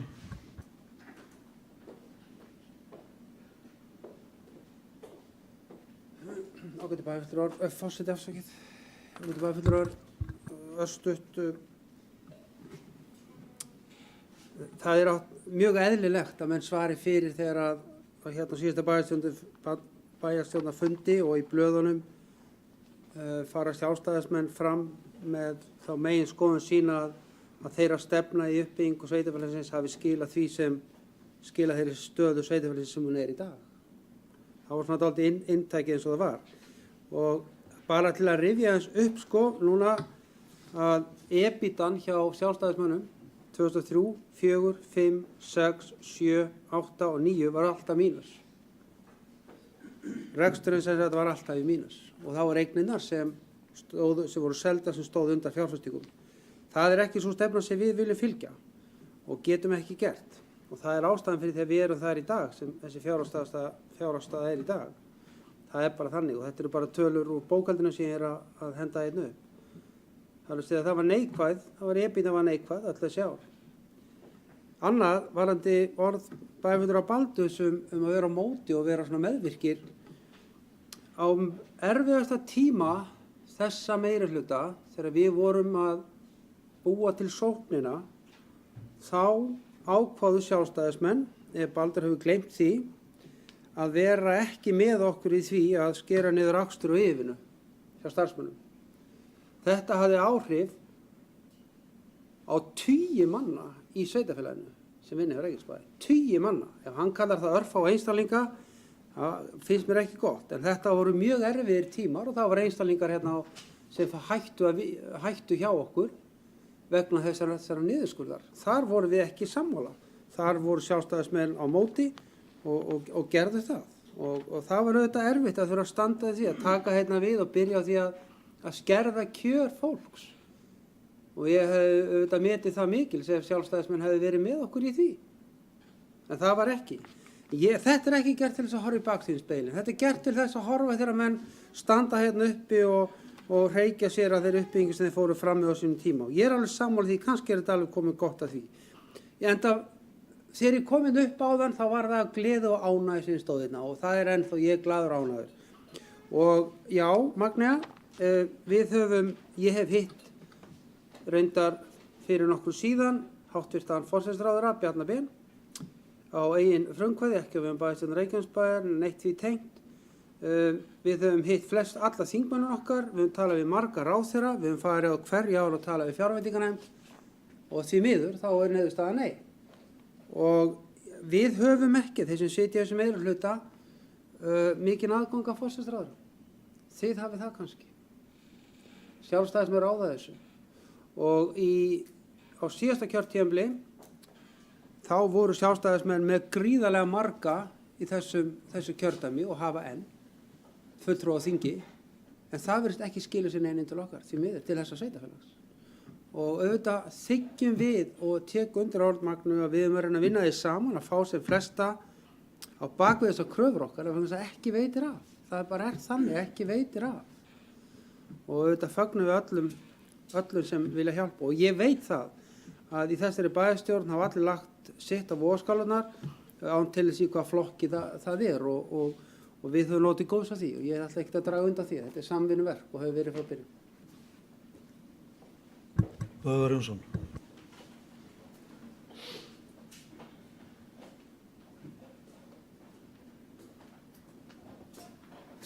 Virðulegur forseti. Ég ætla bara aðeins að tjá mig umræðu hér lóðir og hverfi. Það hefur nú verið svona lengi og var lengi mjög yfirlýst stefna sveitarfélagsins að tryggja að hér var alltaf nægt framboð lóða fyrir hvers kyns húsnæði sem að fólk hefði áhuga á að byggja og það er eina grundvallar skyldum sveitarfélag að gera það. Það var í ágætri samvinnu eins og bæjarfulltrúi Magnea rifjaði hér upp. Ágætri samvinnu fyrrverandi bæjarstjórnar sem að þau hverfi voru öll skipulögð Ég minnist þess að menn voru aðeins með áherslumunum hvaða hverfi ætti að fara í næst. Það verður Ásahverfi eða Dalshverfið eða Tjarnarhverfið. En menn voru nú sammála því að fara í skipulagningu hverfa og það væri mjög mikilvægt að við getum gert það. Það hins vegar nýja reglur sem við höfum svo sem oft talað hér.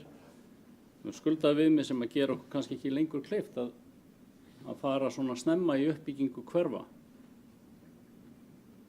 Eins og við gerðum og bíða jafn lengi eftir íbúum og þau byggist upp og þau skili þá tekjum. Eins og við gátum gert á sínum tíma. Ég gat nú eiginlega ekki annað en komið hér upp eftir ræðu Kristins Jakobssonar bæjarfulltrúa. Hefði þetta verið ótrúlegu munur að hafa mann eins og hann í fyrrverandi bæjarstjórnum til þess að taka ákvarðanir hvenær menn mættu fjárfesta og hvenær ekki, hvenær væri skynsamlegt að fjárfesta og hvenær ekki, hvenær þær myndu taka skilin tekjum og hvenær ekki. Ég legg eiginlega til að bara bæjarstjórn ráði Kristinn til framtíðar sem sérstakann fjármálar ráðgjafa tímabundnar og ótímabundnar fjárfestingar svo að menn lendir nú ekki jafn miklu skuldum eða hlutfallslegum skuldum eins og menn hafa lent í gegnum tíðina.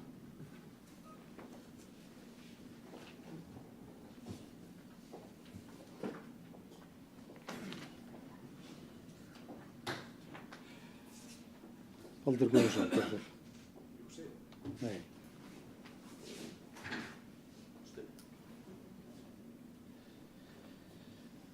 Forseti, góði bæjarfulltrúar, bæjarstjórar og gestir og allir. Bara örstutt af því að ég ætla ekki að fara út í þetta með Friðjón hver sagði hvað og hvernig en ég get samt ekki alveg setja undir í að ég hef verið að gera eitthvað lítið úr starfsfólkinu hérna niðri, það er bara þvert á móti og það sem ég sagði var það voru örfá mál, ég var ekki að tala örfá einstaklinga, bara aðgerðirnar sem var farið í á þessum tíma rétt hjá Friðjóni, þær voru erfiðar. En ég hef ekki tekið ákvarðanir hér í bæjarstjórn út frá því hvort að þetta er erfitt fyrir Friðjón eða ekki. Ég tek ákvarðanir út frá minni sannfæringu og þessi aðgerð, uppsagnir á yfirvinnu og bílastyrkjum, þetta bara var ekki mér að skapi. Það var ekkert pólitískt í þessu. Þannig að ég ætla bara ekki að bara leiðrétta þetta. Ég var ekki að gera lítið úr örfáum starfsmönnum. Ég sagði að það var örfá mál sem við vorum á móti og þetta snerti fullt af fólki hérna niðri og ég vona að við getum farið að setjast yfir verkefnið. Það er semst að reka bæinn eins vel og við getum. Takk. Kristinn Jakobsson.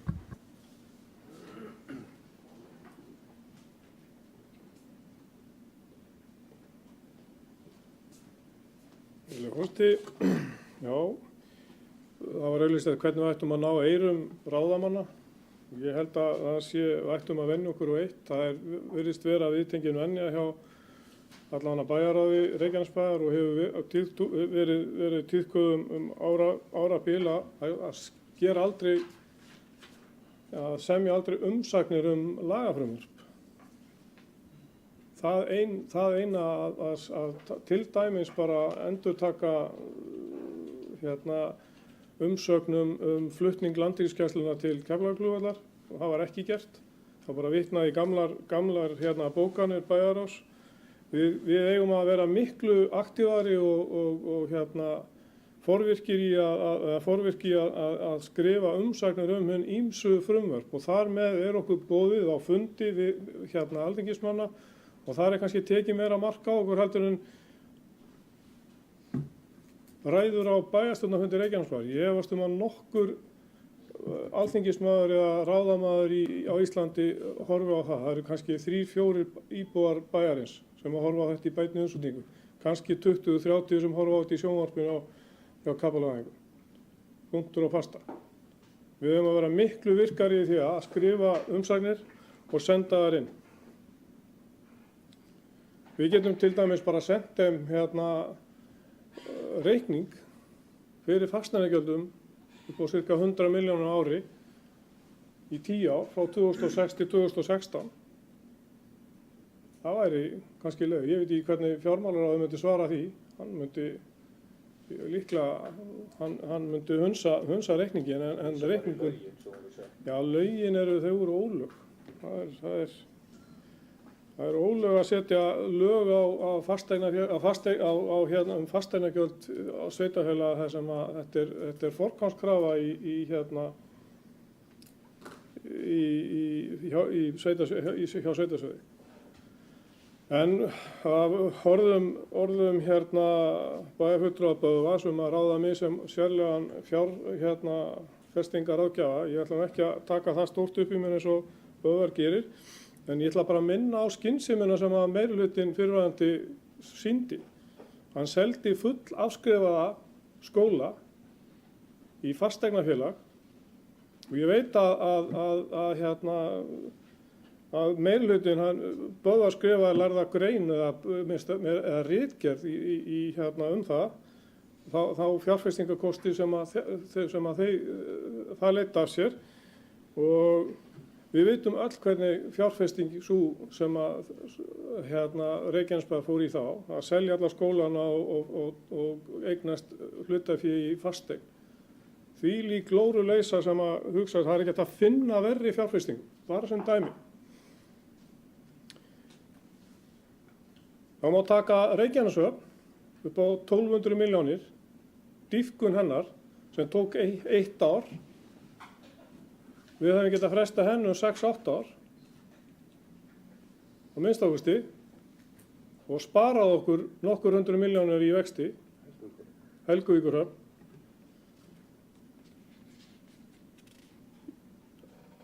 Bara á móti þá ætla ég að segja að fjárfestingaráð Böðvars, þau hefur ekki reynst eins vel og mín.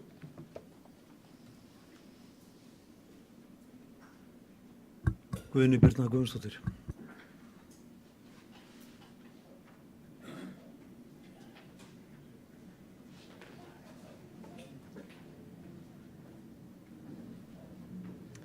Forseti, bæjarfulltrúar, góðir gestir og bæjarstjóri.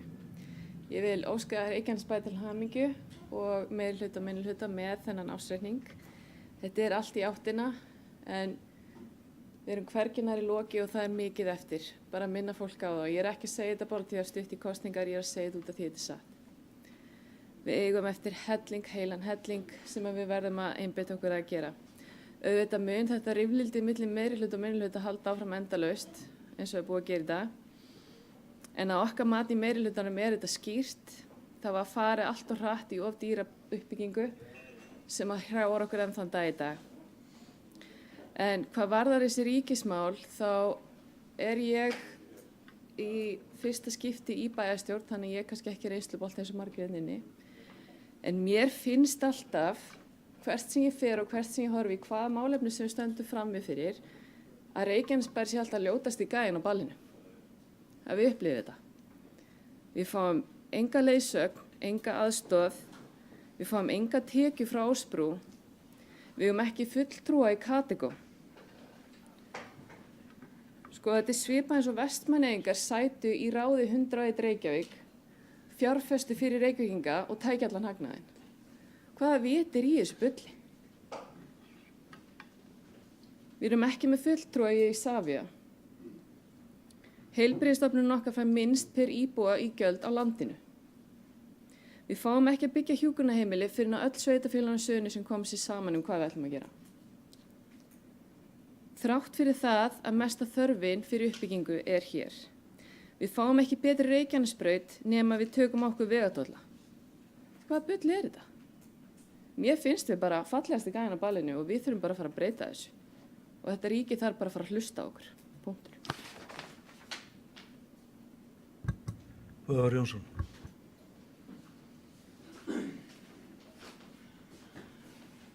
Virðulegur forseti, bara að fá að svara hér bæjarfulltrúa Kristni Jakobssyni vegna þess að hann nefndi hér fasteign sérstaklega.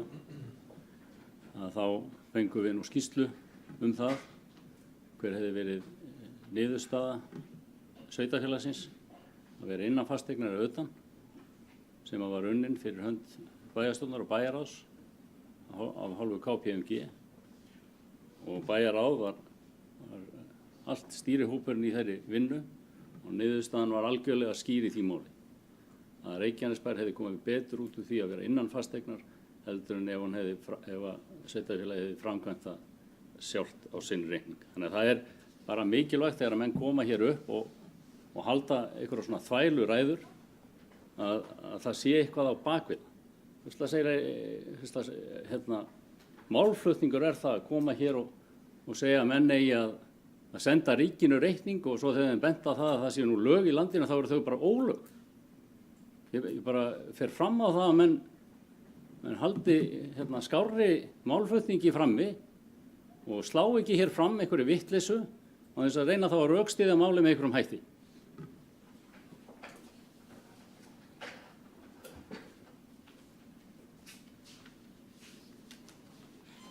Ágætu bæjarfulltrúi, ég ætla nú aðeins að fá að koma inn í þessu umræðu áður en ég hleypi háttvirtum bæjarstjóra að. Því að ég er nú einn af þessum öldungum hérna í bæjarstjórn, þá rekum mig nú minni til ýmissa hluta sem að hér hafa farið fram. Ég held nú að þegar Böðvar vitnar í þessa skýrslu frá KPMG, hann hafi verið unnin að Gallup á sínum tíma. Og ég gerði nú talsverðar athugasemdir við þessa skýrslu þegar hún kom út. Og menn voru ekki eitt sáttir með þá niðurstöðu sem að birtist í þeirri skýrslu, en það var hún ekkit afdráttarlaus þegar hún var lögð fram, þó að ýmislegt hafi talist til kosta í þeirri skýrslu.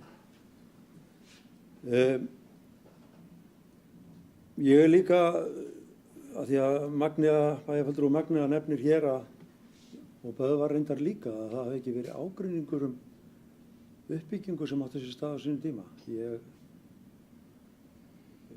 minnist þess ekki að menn hafi samþykkt allt sem að þá var í gangi. Og bara svo ég nefni nú eitt, erlent lán sem hafa tekið á sínum tíma upp á tæpan milljarð til þess að halda fram uppbyggingu inn í Innri Njarðvík sem að ég greiddi atkvæði gegn. Því ég taldi að menn ætti ekki að fara í lántökur til að halda áfram með þessari uppbyggingu. Og ég sagði þá í einhverju viðtali að hér var gripið menn eitthvað klondagæði.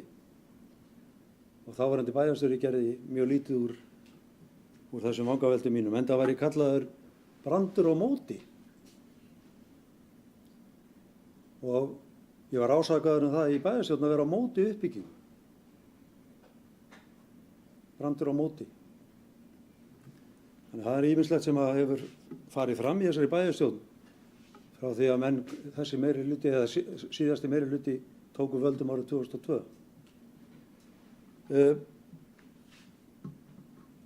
Baldur var að nefna hér, bæjarfulltrúi Baldur, að þessar aðgerðir hefði bara ekkert verið honum að skapi. Ekki mér heldur. Það voru mér bara alls ekkert að skapi. En af hverju skildum við hafa farið í þessar aðgerðir? Ég rifjaði nú það upp hérna daginn á einhverjum bæjarstjórnarfundinum að þegar við fórum í viðræði við kröfuhafa í október 2014 þá vorum við eiginlega bara rekin heim og sett að taka til áður en að þeir hefðu áhugaði að tala við okkur. Meðal annars hvað þetta snertir. Við þyrftum að laga til í rekstri til þess að þeir myndu ljá því máls að tala við okkur einhverja breytingar á þeim lánum og lánakjörum sem við bjuggum við. Þannig að þetta var ekkert að því að þetta var mér svo að skapi. Þetta var bara drullufúlt. En það ég ekki í bæjarstjórn til að létta mér einhverja lund. Þetta snýst ekkert um það.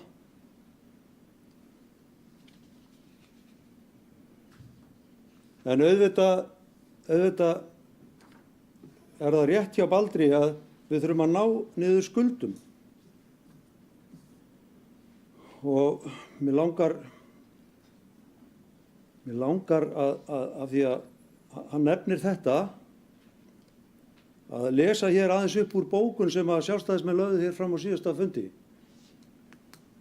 sem að, með leyfi forseta, sem að er nú ég í þessu tilfelli, en þar segir skuldaviðmiðið lækkar hratt og allt útlit fyrir að Reykjanesbær uppfylli kröfur skuldahlutfall innan ársins 2022 eins og lög gera ráð fyrir. Það mun gerast þrátt fyrir að ekki hafi orðið úr ítrekuðum fullyrðingum og stór fyrirsögnum að eina leiðin til að standast kröfur ríkisins ákveðið skuldahlutfall væri að fá milljarða af skuldum bæjarins eða hafnarinnar niður fellda. Með auknum tekjum erum við nú að standast þessi ríkisviðmið án skuldaniðurfellinga. Og þá spyr ég, af hverju er þá Baldur að ræða það að við þurfum að ná niður skuldum? Við þurfum þess ekkert með við þessa bókun. Er þetta ekki bara allt í himnalagi? Er ekki allt í lagi að við séum að eyða 1,5 milljarði að tekjum bæjarsjóðs í vexti? Nei, mér finnst það ekki. Mér finnst það bara djöfull fúlt. Að við séum búin við það að þurfa að lifa við það að við getum ekki sinnt því sem okkur langar til að gera. Við verðum undir hæl eftirlitsnefndarinnar næstu árin þar til að við uppfyllum skilyrði laga. Þannig að, og það er það sem við þurfum að búa við. Þessar fjárfestingar, jú, við skulum, margt er flott í Reykjanesbæ, margt er gaman á að horfa og gaman að setja til staðar. En það er nú bara þannig að við ákveðnar aðstæður getur maður ekki leyft sér hvað sem er. Þannig er það. Og bæjarfulltrúi Friðjón minntist hér á Ebítu sem að ég var nú ásakaður fyrir að vera að nefna hér á árum áður. En miðað við að Ebítan í dag sé 14% af þessum miklu tekjuauka sem eiga sér stað. Ef að áætlunin tekjuaukar hefði staðist, þá þyrfti Ebítan að vera einhvers staðar á milli 20 og 25% til þess að við getum staðið undir þeim skuldum sem á okkur hvíla. Og þið getur rétt ímyndað ykkur það ef við þurfum að eyða 25% af tekjum okkar í vaxtagjöld. Við hvaða aðstæður munum við búa þá? Þurfum við þá ekki að fara að ræða skuldaniðurfellingu við þá sem eiga þessar skuldir? Þannig að þetta er nú eins og hér hefur verið bent á. Þetta er mjög brothætt og við þurfum að vanda okkur vel. En ég ætla að gefa bæjarstjóra orðið. Fyrirgefðu Árni Sigfússon. Árni Sigfússon, gerðu svo vel.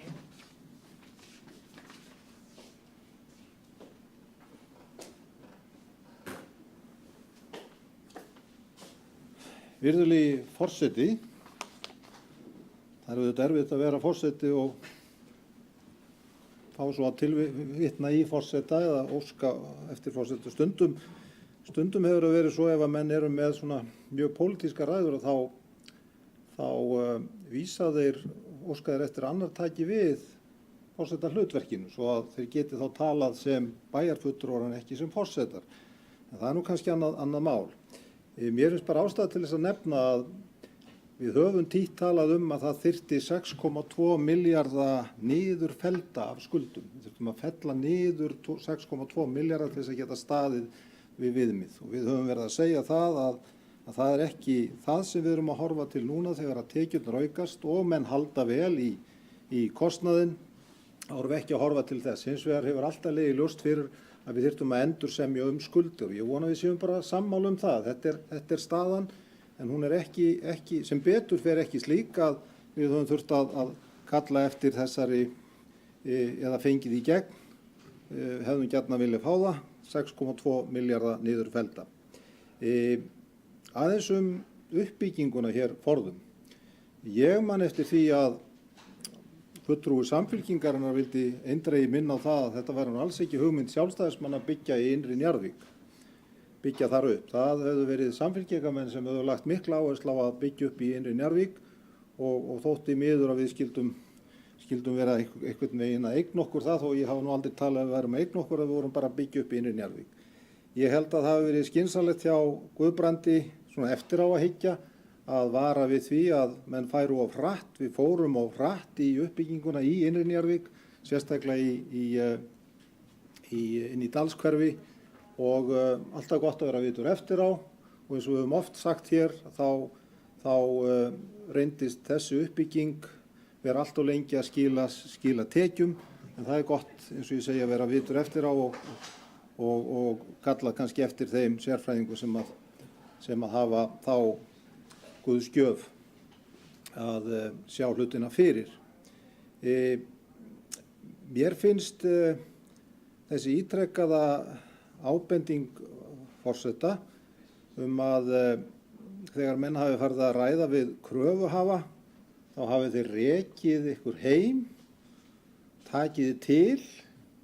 Ég velti fyrir mér að þegar nú væntanlega, að ég veit að bæjarfulltrúi Friðjón hefur hjólað heim, en þessir fulltrúar fóru örugglega á reynsrófurunum sínum heim. Þessir fulltrúar kröfuhafa, þetta eru fulltrúar vogunarsjóðana. Og mér finnst bara ekkert jákvætt að þeir skuli hafa komist upp með að kalla okkur þannig að við þyrftum að taka til. Við höfum alveg staðið undir því að reksturinn hefur verið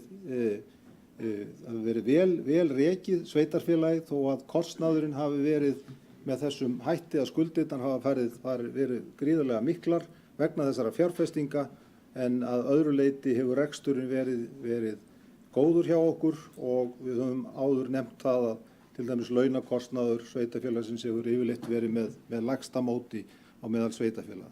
Þannig að þetta að reka menn heim, taka til, svo fara þessir menn sjálfur heim á fínu bílunum sínum, hafa milljarða í tekjur og hagnað vegna þess að hafa staðið sig vel fyrir hönd kröfuhafa, það finnst mér bara alls ekki jákvætt að hlusta á. Bæjarstjóri, gjörðu svo vel.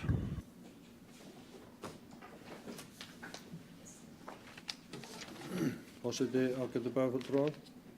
Þetta er nú búið að vera mjög fróðleg sögustund sem við höfum átt hér síðasta klukkutíman eða svo undir liðnum ársreikningur Reykjanesbæjar 2016. En stundum er nú nauðsynlegt að tala hlutina bara eins og menn sjá þá, greinilega. En það eru nokkuð mál sem hafa komið hér fram sem að mig langar að koma inn á og tæpa á.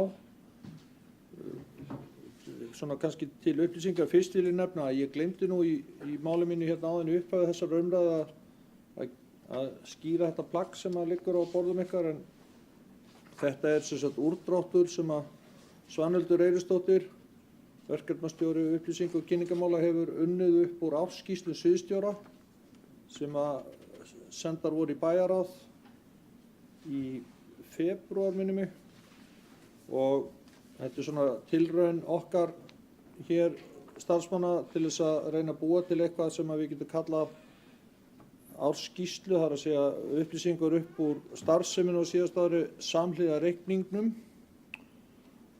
en þetta er svona fyrsta tilraun og bara ég held ágætt, en það vantar inn í þetta til dæmis áskýrslu Reykjaneshafnar og fasteignar Reykjanesbæjar og svona ýmislegt. Við lögum þá bæti því við og svo væntanlega verður þetta bara sett eitthvað stað með reikninum á neti, gerir ég ráð fyrir. Aðeins varðandi það sem kom hér fram í sambandi við, mér minnir að hafa verið bæjarfulltrúi Kristinn Jakobsson sem að talaði höfnina og verði hún rekin sem sagt með halla í samfellt 3 ár. Það er rétt hjá bæjarfulltrúanum að ákvæðum hafnalaga hvað þetta snertir var frestað nokkrum sinnum, allavega 2 svo ég viti til, en síðan árið 1. janúar 2016 þá tókuðu gildi þessi liður, og ef það verður ekki stórkostleg breyting á rekstri Reykjaneshafnar, að þá eru sem sagt 2016, 17 og 18, þá eru þessi 3 ár komin, og má því gera ráð fyrir að Reykjaneshöfn sem sérstakt fyrirtæki með sjálfstæða stjórn verði þá sjálfstæða stjórnin verði lögð niður og rekstur hafnarinnar sameinaður bæjarsviði. En það gerist héðan á ekki fyrir 1. janúar 2019 nema að það verði einhverjar stórkostlegar breytingar á þeim rekstri. Og það var líka talað hér fasteignir Reykjanesbæjar að þær væru hér í mínus og það er alveg rétt og ég vil undir þessum lið og þið eru nú með reikninginn, þá vil ég samt benda á að á síðasta ári, 2015, þá voru fasteignir Reykjanesbæjar reknar með 86 milljóna króna tapi sem að í árinu 2015 var 86 milljóna króna tap. 2016 er tapið 36 milljónir eða 50 milljónum minna en engu að síður í tap, það er rétt. Og það er meðal annars ein ástæðan fyrir því að eins og hér hefur komið nokkrum sinnum fram úr þessum stóli og ég held ég að minnsta kosti tvisvar upplýst að, og þið vitið ágætu bæjarfulltrúar jafnvel og ég, að þá stendur til að breyta þessum rekstri í húsnæði sjálfseignarstofnun og gera félagið sjálfbært. En félagið hefur verið rekið með halla alla tíð og ekki greitt til dæmis fasteignagjöld til sveitarfélagsins eða annað það sem að því ber. Og við erum sem sagt að taka á þessu núna og munum breyta félaginu og það er búið að stofna húsnæði sjálfseignarstofnun og við munum færa hennar rekstur inn í hana núna á næstu vikum, gerir ég ráð fyrir, vikum eða mánuðum. Og þar með bara verður félagið að standa undir sér og það verður fróðlegt að sjá hvernig okkur tekst að koma því barni almennilega á fætur. Nú ég tek það bara svona í þeirri röð sem ég puntaði hjá mig. Lífeyrisskuldbindingar, mönnum var aðeins tíðrætt og bæjarfulltrúi Kristinn kallaði árangur í ásetningi ræfilslegan eða auman að því að plúsinn var ekki nema einhverjar 50-60 milljónir eða 48 milljónir sem ég hef nú rétt með. Þetta fannst honum ræfislegt og ég þykir það miður því að það er mikil vinna á bakvið þessum árangri og ég vil nota tækifærið enn og aftur og þakka fjármálastjóra og öllum starfsmönnum sveitarfélagsins fyrir þeirra verk í að ná þessum árangri sem að ég tel meiri háttar. Og ég skil ekki í bæjarfulltrúanum að gera lítið úr þessu. En hann hefur eflaust góðar ástæður fyrir því. En ég var að tala lífeyrisskuldbindingar og ég vil líka þá bara benda á að það eru þarna 500 milljón króna auki á lífeyrisskuldbindingum í reikninum sem að ekki var fyrirséður og við vissum svo sem ekkert En við vitum af hverju og þetta eru tryggingastarfræðingarnir 2 eða 3 í landinu sem að reikna þetta út og það eru aðalega 3 ástæður fyrir þessu og svo fyrsta eru launahækkanir sem eru reiknaðar inn í framtíðinu og við vitum að þær hafa orðið allverulegar á undanförnum misserum og þær hafa áhrif á lífeyrisskuldbindingu inn í framtíðina.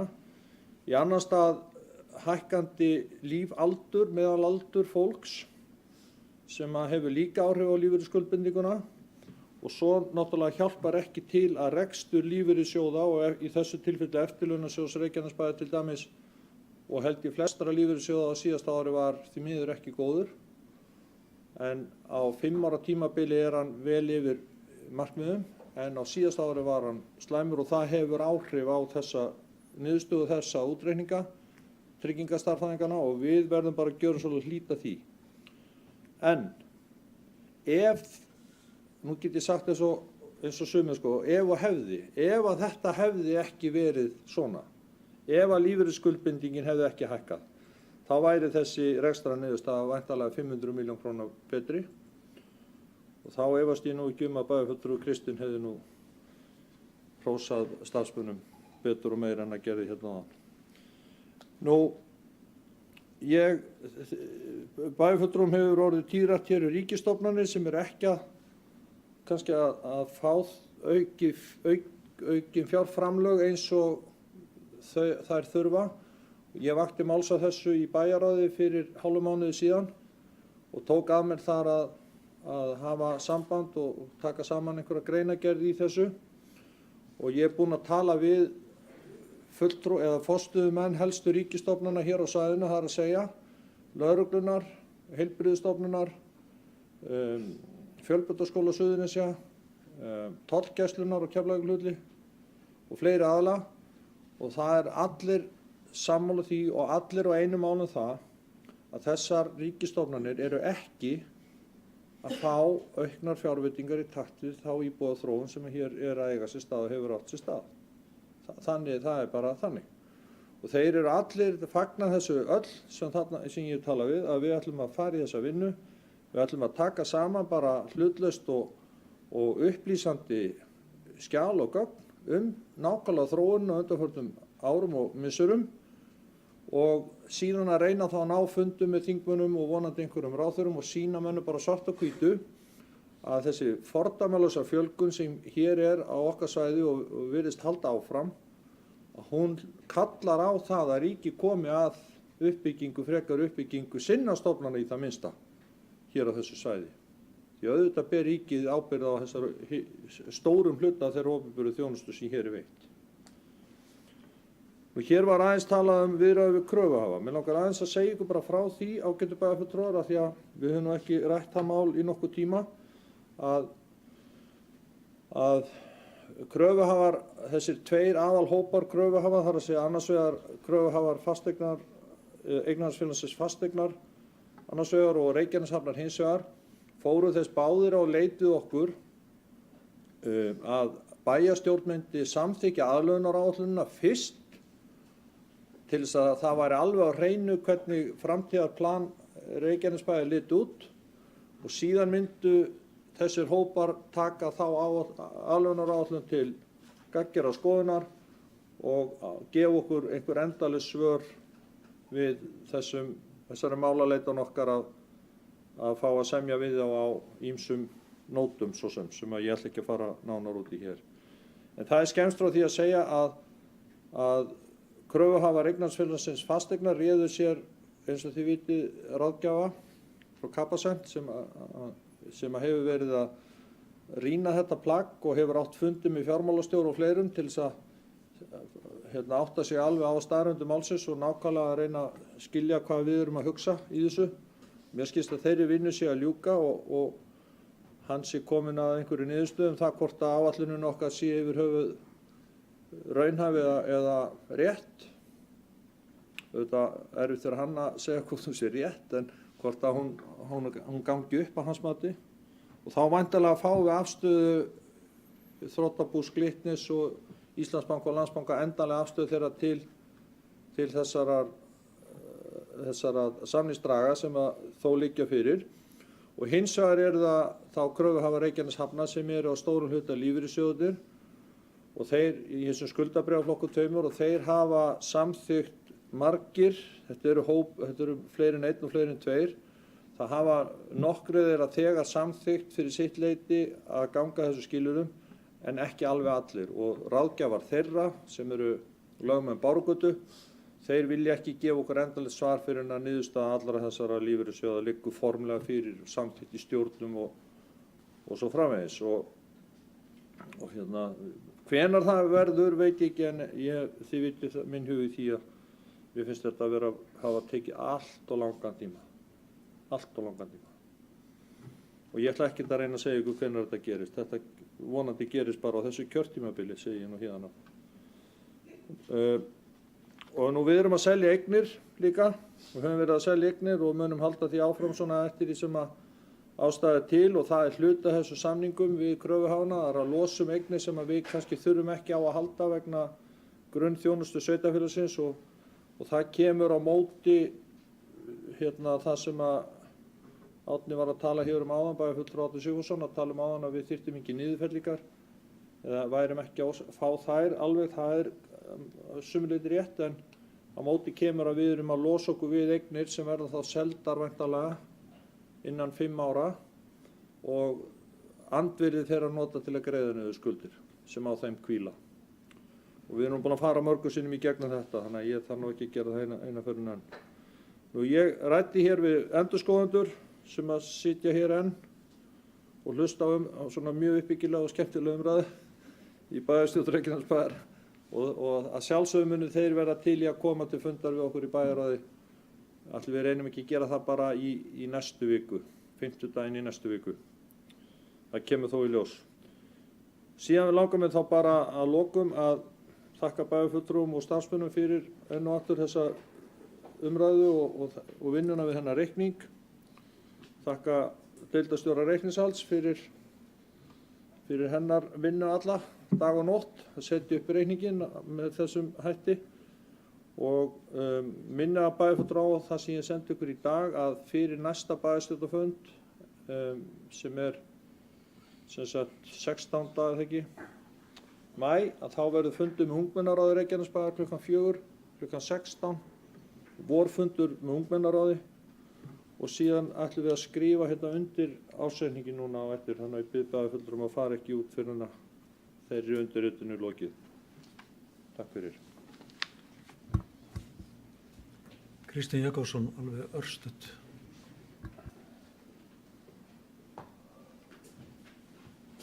Virðulegi forseti, ég ætla að spyrjast afsökunar á að hérna bæjarstjóri hefur tekið orð mín öfugt eða eins og ég bara sagði kannski og kannski miskilið að ég var að gera lítið úr niðurstöðunni. Hún er frábær og ég þakka starfsmönnum Reykjanesbæjar fyrir árangurinn sem sýnist og sést í ársreikningnum en þetta er okkur pínu lítill hagnaður. Og ég vil hafa hann miklu meiri og hann ætti að vera í eðlilegum áhrifum, þá ætti hann að vera miklu meiri. Og þar með sagt er ég ekki að gera lítið úr starfi starfsmanna og hvað þá fjármálastjóra og deildarstjóra reikningshalds. Alls ekki, því síður.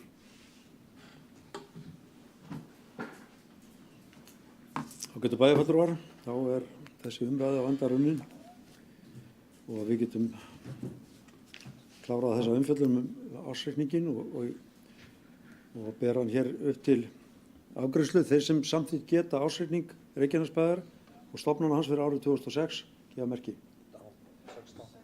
2016 fyrirgefiði. Hann er samþykktur 11:0 og þá gerum við hlé á fundinum og klárum að rita fundargerð.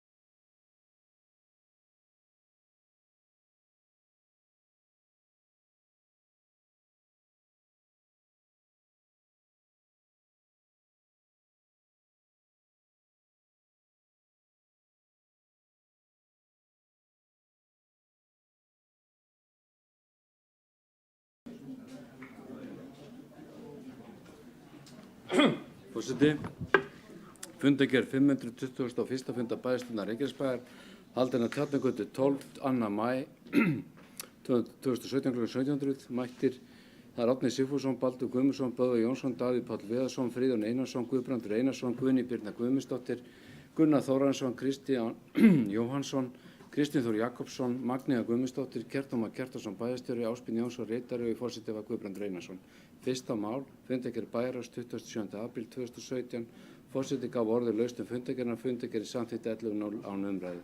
Annað mál, fundargerð fræðsluráð frá 21. apríl 2017. Forseti gaf orðið laust fundargerðina, til máls tóku Friðjón Einarsson og Árni Sigfússon, samþykkt að vísa öðrum töluliði fundargerðina námsgögn til fyrir grunnskólanemndir til bæjarráðs 11:0. Fundargerð samþykkt 11:0 öðru leyti. Fundargerð barnaverndarnefndar 24. apríl 2017. Forseti gaf orðið laust fundargerðina, fundargerðin lögð fram án umræðu. Fjórða mál, ársreikningur Reykjanesbæjar og stofnunar hans 2016, síðari umræða. Forseti gaf Kjartani Kjartanssoni bæjarstjóra orðið þar sem hann fór yfir þær breytingar sem gerðar hafa verið ársreikningir og fyrir umræðu.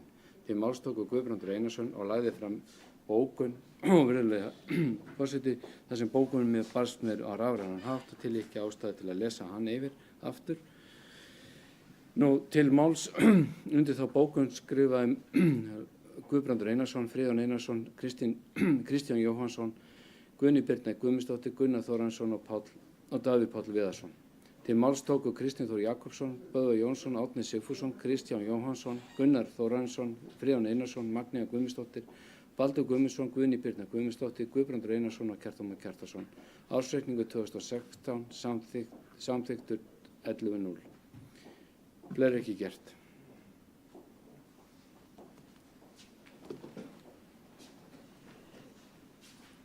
Þeir sem að samþykja fundargerðina eru bænum ekki að merki. Hún er samþykkt 11:0. Fundargerðin verður því undirrituð. 521. fundi bæjarstjórnar Reykjanesbæjar er hér með slítið.